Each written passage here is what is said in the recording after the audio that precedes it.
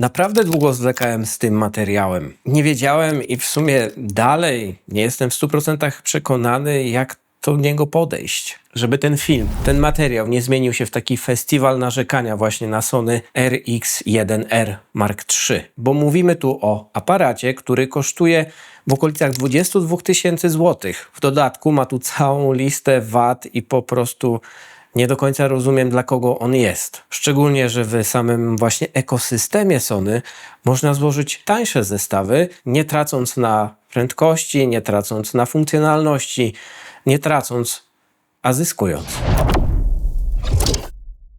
No i od razu powiem, że fakty są tu takie, że Sony wypożyczyło mi ten sprzęt jakieś 5 miesięcy temu właśnie na wyjazd do Pragi, gdzie spotkałem się tam z Danielem. Zrobiliśmy sobie taki, powiedzmy, męski, fotograficzno, taki turystyczny wypad. No i tu na samym początku nie ma co ukrywać, używaliśmy go w terenie praktycznie non-stop. Bawiliśmy się świetnie. Dawał nam w ogóle taki mega fajny, taki reporterski feeling, vibe, szczególnie jak w trakcie ustawiliśmy sobie właśnie ten profil czarno-biały od Sony na zdjęciach i dostawaliśmy właśnie JPEGi w tych kolorach. Generalnie ten właśnie taki rozmiar mały tego aparatu świetnie grał w tych warunkach, w których byliśmy wtedy. Sprzęt nie rzucał się w oczy, a przynajmniej tak myśleliśmy. No i przy okazji byliśmy zauroczeni miastem, łapaliśmy generalnie wspomnienia z tamtego miejsca, dużo chodziliśmy i to była po prostu taka, powiedziałbym, czysta radość właśnie z fotografii, bycia tam. I podczas użytkowania w ogóle na niego nie narzekaliśmy.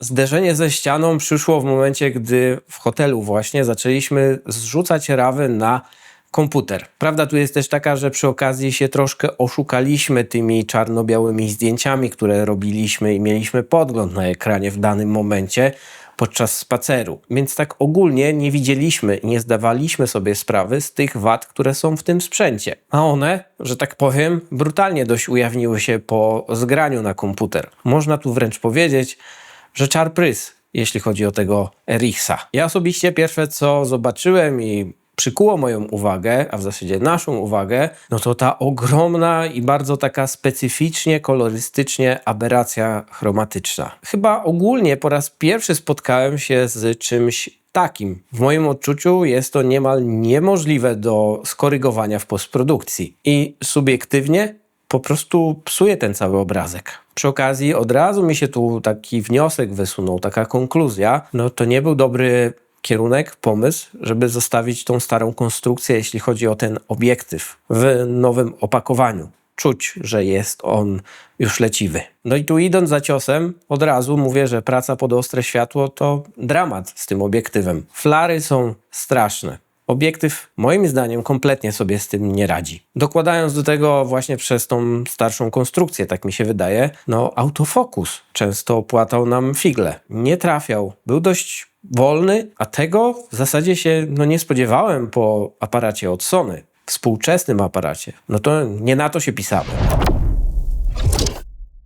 I niezrozumiałych dla mnie decyzji jest tu znacznie więcej. I na domiar złego ciężko to wszystko usprawiedliwić przy tej cenie 22 000 złotych, bo mam tu poczucie, że jedyny istotny atut tego sprzętu to w zasadzie jego rozmiar. I o to, co mnie najbardziej boli w tym całym zestawieniu. Przede wszystkim charakter obrazka. Ogólnie miałem tu nadzieję i dosyć spore oczekiwania na właśnie taki fajny, unikatowy look tego obiektywu. A wyszło odwrotnie. W sumie to, co produkuje ten obiektyw, to jest największą wadą tego sprzętu i w moim odczuciu jest to zwyczajnie brzydkie. Następnie brak uszczelnienia. Body nie ma żadnego water sealingu, czyli tego uszczelnienia.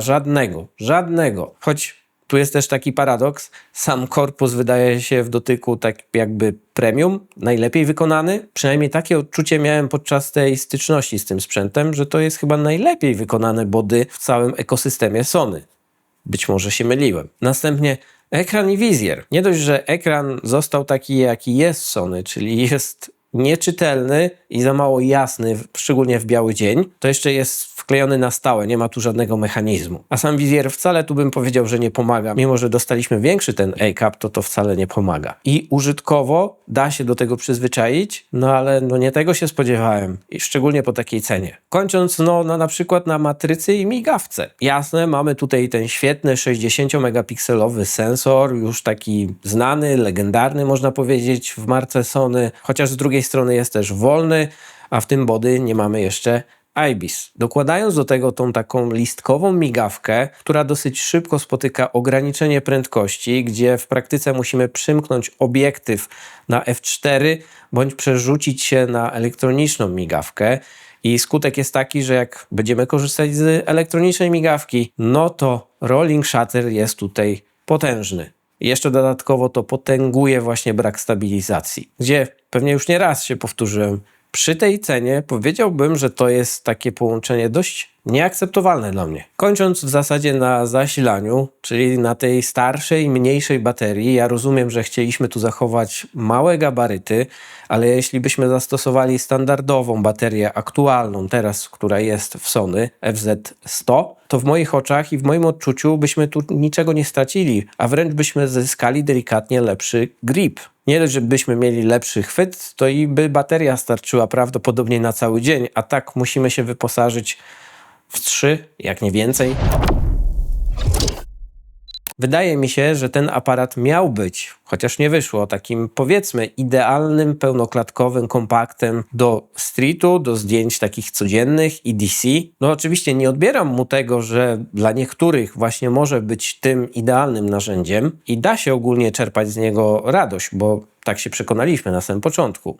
Ale dla mnie to jest taki trochę kompletny niewypał. Szczególnie jeśli trochę pokombinujemy, to jesteśmy w stanie w tym samym systemie złożyć dużo tańszy zestaw, na przykład z A7C1, dwójki, z CR-ki, gdzie będziemy mieli zbliżone gabaryty, nie te same. W dodatku oszczędzimy kasę, w dodatku będziemy mieli więcej funkcji, bo zyskamy lepszy ekran odchylany, zyskamy water sealing, zyskamy stabilizację i zyskamy wymienną optykę. To jest moim zdaniem dosyć dużo i kompletnie nie rozumiem, dlaczego powstał RX1R3. Generalnie myślę, że wcale nie stracimy fanu z robienia zdjęć, jeśli złożymy sobie taki zestaw. I powtórzę się tu jeszcze raz. Dla mnie to jest kompletnie niezrozumiały sprzęt i po przetestowaniu go, nawet tak krótko, po takim długim czasie, zdanie podtrzymuję, jestem zwyczajnie rozczarowany.